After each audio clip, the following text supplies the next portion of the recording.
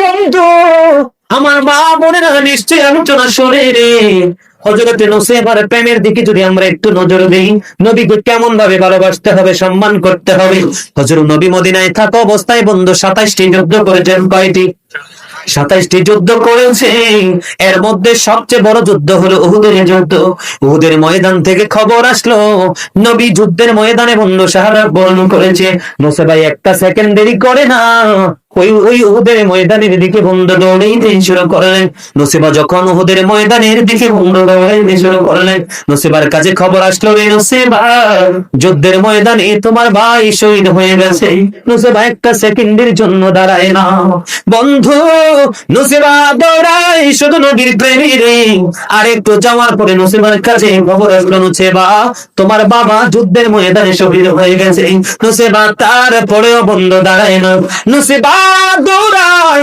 আরেকটা খবর চলে আসলো, রে নসিবা, যুদ্ধের ময়দানে তোমার স্বামী শহীদ হয়ে গেছে। বন্ধু এরে, এই মৌচাকের মানুষ, ও বন্ধু গাজীপুর মৌচাকের মানুষ, কেমন করে বুঝাইলে বন্ধু তোমরা নবী চিনতে পারবা, নবীর শান আজমত তোমরা বুঝতে পারবা।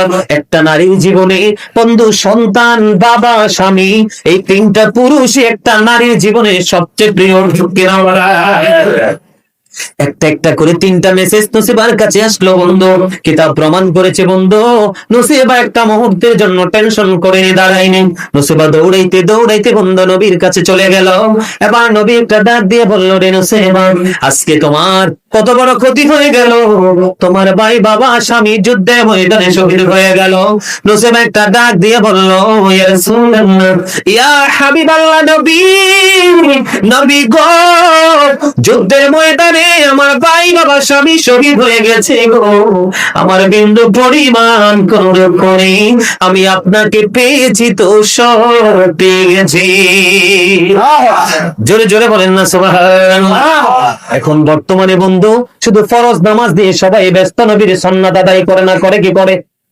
দেখবেন বন্ধু বলে শুধু নাই, শুধু নাই, শুধু নাই। আমি বলবো তোমার কাছে আছে ডাকি। বন্ধুরে আমার, আমি যদি আপনাদেরকে আরেকটা মেসেজ দিতে চাই, অত্যন্ত হৃদয়ে লাগার মতো বন্ধু মেসেজ। আমার মুগুর যখন উহুদের ময়দানে দান্দার মোবারক শহীদ হলো, আপনারা জানেন কি জানেন না? কথা বলেন না, জানেন কি জানেন না? আমরা সবাই জানি নবীর উহুদের ময়দানে বন্ধু দান্দান মোবারক শহীদ হলো। নবীর দান্দান মোবারক যখন শহীদ হলো, এবার নবীর শরীর মোবারক থেকে বন্ধু লোহ মোবারক বের হয়ে আসতে লাগলো। এবার মালিক বিন সিনান দেখি বন্ধু সহ্য করতে পারলো না। এবার মালিক বিন সিনান দৌড়ে চলে গেল আপনার আমার প্রাণের নবীর কাছে, গিয়ে আমার নবীর রক্ত মোবারক বন্ধু চোষা শুরু করলো। আপনারা বলেন, রক্ত খাওয়া কি আমাদের জন্য জায়েজ আসেনি? কথা বলেন, আসেনি? নবীর রক্ত খাওয়ার জন্য কোন কোরআন হাদিসের কোন হুকুম আসেনি? ওই যে একটু আগে বারবার বলেছি, প্রেম রে বন্ধু, প্রেম করতে কোন রকম কোন দলিল লাগে না। বন্ধুরে আমার, এবার কি করলেন, নবী রক্ত মোবারক চষতে শুরু করলেন। এবার আমার নবী একটা ডাক দিয়ে বললেন, রে মালিক বিন সিনান, রক্ত বক্ষণ করো না, জমিনে ফেলে দাও। এবার মালিক বিন সিনান একটা ডাক দিয়ে বলল, ইয়া রাসূলুল্লাহ, ইয়া হাবিবাল্লাহ, নবী গো, ও প্রাণের নবী, আমি আপনার একটা ফোঁটা রক্ত উহুদের জমিনে পড়তে দিব না। এই কথা বলে বলে বন্ধু আমার নবী রক্ত মোবারক চষতে শুরু করলেন।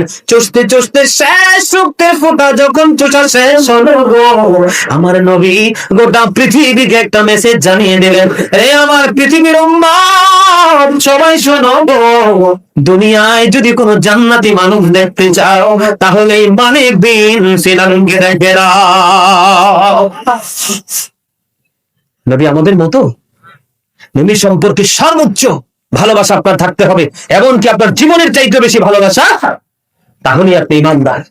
অন্যথায় কিন্তু ইমানদার নন। বুঝতে হবে, ইমান খুব শক্ত জিনিস, খুব স্ট্রংলি ইমান আমাদেরকে অন্তরে ধারণ করে তারপর আমাদেরকে আমল করতে হবে। দেখেন ইমানটা কত গুরুত্বপূর্ণ জিনিস। মানুষের জীবন অনেক সময় দুঃখ আসে না, অনেক সময় সুখও আসে। মানুষ কিন্তু যখন দুঃখ আসে সহ্য করতে পারে না, পারে? হাদিস শরীফের মধ্যে সে যে রাসূল বলেছেন, মানুষের জীবনে যখন কোনো দুঃখ আসবে, সে যদি দুঃখের সময়টা তার তকদিরের লেখন মনে করতে না পারে, তাহলে সে যদি পাহাড় পরিমাণ স্বর্ণ যদি জাকাত দেয়, দান করে, আল্লাহ তার এই স্বর্ণ জাকাত কবুল করবে না। এবার বুঝে নেন ইমানটা কত স্ট্রং। কত হার্ড, এটাকে কত স্ট্রংলি আমাদেরকে বিবেচনা করে এটাকে